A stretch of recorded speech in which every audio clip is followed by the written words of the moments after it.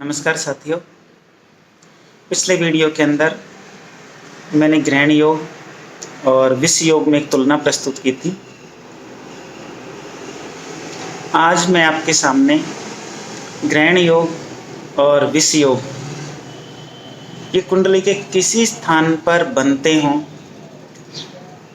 तो किस प्रकार के रिजल्ट्स दे सकते हैं, इस बारे में तुलना प्रस्तुत कर रहा हूँ। यानी आप ऐसा समझे कि एक उदाहरण के माध्यम से हम इसे समझने की कोशिश कर रहे हैं। जैसे ये योग कुंडली के 12 भाव होते हैं।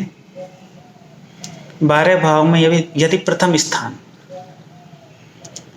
स्थान को कुंडली में लगन भाव बोल दो, तन भाव बोल दो, या व्यक्तित्व का भाव बोल दो, पर्सनालिटी से जुड़ा हुआ है या इंसान की प्रोग्रेस से जुड़ा हुआ है, उसकी खुशी से जुड़ा हुआ है, यानी ऑल द इम्पोर्टेंट सबसे ज़्यादा महत्वपूर्ण भाव है ये कुंडली का। हालांकि डिग्री के रूप में तो 30 डिग्री ही है इसके भी, लेकिन इम्पोर्टेंस के रूप में ये काफ़ी ज़्यादा मायने रखता है, क्योंकि ये केंद्र भी है और ये त्रिकोण भी है। तो केंद्र और त्रिकोण दोनों के मिश्रित ये प्रभाव रखता है। तो इस भाव में यदि राहु के साथ चंद्र बैठा हो एक स्थिति, और राहु शनि के साथ चंद्र बैठा हो दूसरी स्थिति, इन दोनों स्थितियों के अंदर किस तरीके से तुलना संभव है। मीन्स कोई बच्चा है, बच्चे के रूप में क्या इम्पैक्ट हो सकते हैं। कोई बच्चा है तो उसका लग्न, क्योंकि कुछ केस तो बिल्कुल सिम्टम्स होते हैं, सिमिलर होते हैं। जैसे कि लगन में यदि ग्रहण योग हो या विष योग हो, दोनों ही कंडीशन में चंद्रमा वीक हुआ, और चंद्रमा वीक होने के कारण जितने भी एलर्जिक रोग होते हैं उनकी संभावना ज़्यादा बनी रहती है बॉडी के अंदर। दूसरा, इम्यूनिटी पावर वीक होती है। तीसरा, अब डिफरेंस की मैं बात कर रहा हूँ। राहु के साथ चंद्रमा हो, खास तौर से आप वर्तमान इम्पैक्ट के अंदर देखिए, यूं तो राहु और शनि दोनों ही तामसिक गुणों से युक्त हैं। शनि को मंद कहा गया और मंद को तमस का भी पर्याय बताया गया। सूर्य से दूरी भी काफ़ी ज़्यादा है, और यूं भी एक राशि को 2.5 साल में शनिदेव क्रॉस करते हैं या पार करते हैं, या गोचर रहता है एक राशि में, तो इनकी चाल अपेक्षाकृत धीमी है।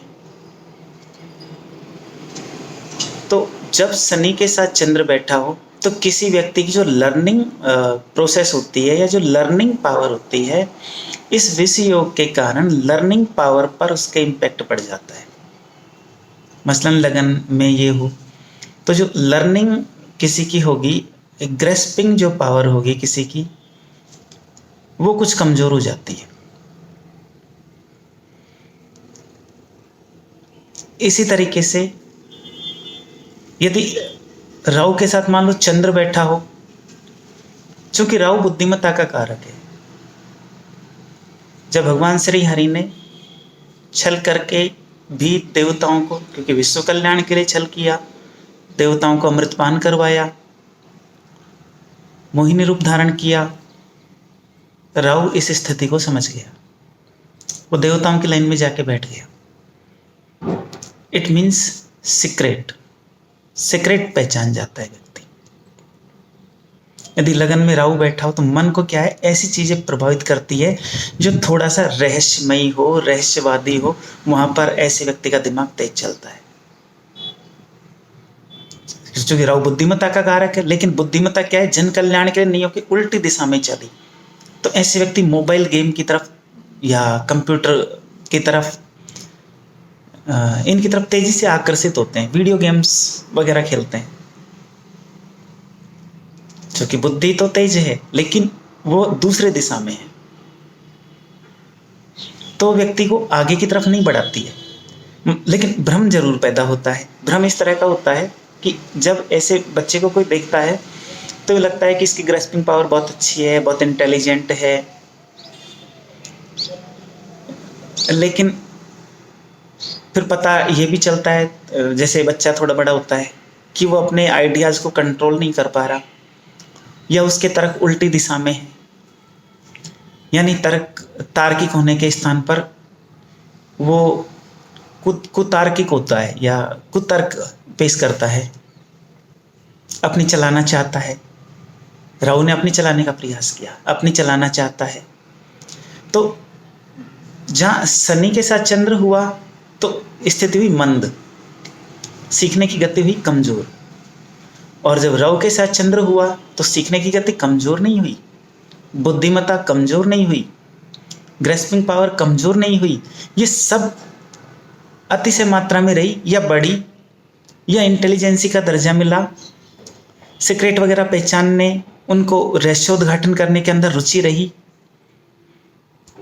लेकिन साथ ही ऐसी स्थिति भी आई कि इन कारणों से क्या होता है, किसी भी इंडिविजुअल के अंदर आत्मविश्वास अति को प्राप्त कर जाता है। जैसे कि मैंने पिछले वीडियो में बताया था कि ग्रहण योग क्या करता है कि अति आत्मविश्वास को एकदम से ग्रहण लगाता है। पहले आत्मविश्वास अति की तरफ गति कर जाता है, जैसे चंद्रमा पूर्ण रश्मियों के साथ हुआ, पूर्णिमा हुई, इसके बाद ग्रहण घटित हुआ। ऐसे क्या होता है कि यहाँ भी किसी के लगता है हमें इंटेलिजेंसी बहुत ज़्यादा है, ग्रेस्पिंग पावर बहुत ज़्यादा है, फिर वो एक ऐसी चीज़ हो जाती है, आत्मविश्वास अति को प्राप्त कर जाता है, फिर एक झटका लगता है। ये हुआ ग्रहण योग का इम्पैक्ट। शनि के साथ चंद्र में तो सीखने की गति मंद हुई। हालांकि फलादेश करते समय यहाँ ये जरूर ध्यान रखें कि किसी की आनुवंशिकता क्या है। मसलन फलादेश का ये बिल्कुल बेसिक प्रिंसिपल है कि जैसे कि किसी भी इंडिविजुअल के ऐसे माँ बाप हों जो गणित विषय के अंदर ज़्यादा अच्छे हों, या मेरिट होल्डर हों वहाँ पर, और उनके ऐसा कोई बच्चा जन्म ले जिसके राहु के साथ चंद्र की युति हो, शनि के साथ चंद्र की युति हो, तो चूंकि शनि के साथ चंद्र की, अब वो मंद तो होगा लेकिन वो गणित में उतना मंद नहीं होगा, क्योंकि आनुवंशिक प्रभाव के कारण उसकी गणित विषय में थोड़ी रुचि ज़्यादा रहेगी, लेकिन उसकी ग्रेस्पिंग पावर अपने माँ बाप के बराबर नहीं होगी। और धीरे धीरे करके अब दोनों ही केसेस में, इस तरह के दोनों ही केसेस के अंदर क्या है, शनि के साथ चंद्र तो धीरे धीरे निराशा देता है, धीरे धीरे निराशा देता है, और राहु के साथ चंद्र एकदम से निराशा देता है। तो एकदम से निराशा कब आती है, जब कोई झटका लग जाता है। और शनि के साथ चंद्र हो, धीरे धीरे करके निराशा आती है, धीरे धीरे करके निराशा, मतलब धीरे धीरे सीखने की जो गति होती है वो कमजोर पड़ जाती है। फिर ऐसे इंडिविजुअल कहते हैं कि पहले, या इनके माँ बाप कहते हैं पहले बच्चा ठीक था, बाद में पता नहीं है क्यों धीरे धीरे करके कमज़ोर होता जा रहा है, अब इसकी याददाश्त उतनी अच्छी नहीं है, स्मरण शक्ति उतनी अच्छी नहीं है, इसकी ग्रेस्पिंग पावर कमज़ोर होती जा रही है। और ऐसे बच्चों को टैकल करना बड़ा मुश्किल पड़ता है। दोनों स्थिति के अंदर बच्चे भावुक होते हैं, क्योंकि शरीर में जल तत्वों का कॉम्बिनेशन बिगड़ जाता है। जैसे शनि के साथ चंद्र हुआ तो इस तरह की स्थिति होती है कि जल तत्व का जो कॉम्बिनेशन बिगड़ता है, तो हार्मोनल इम्बैलेंस, बॉडी के अंदर हार्मोन, ये अब जब कोई कहे 70% बॉडी के अंदर पानी है, तो आप उसको ऐसे कोई नहीं गिने कि 70% पानी है, या किसी को काट पीट के कोई निकाले 70% पानी निकलेगा, हाइड्रोजन ऑक्सीजन का मिश्रण निकलेगा, H2O निकलेगा, ऐसा कुछ नहीं होता है। इसमें हार्मोन्स भी आते हैं, ब्लड भी आते हैं, और अस्थियों के अंदर रहने वाला द्रव, मज्जा, सब कुछ आता है इसके अंदर।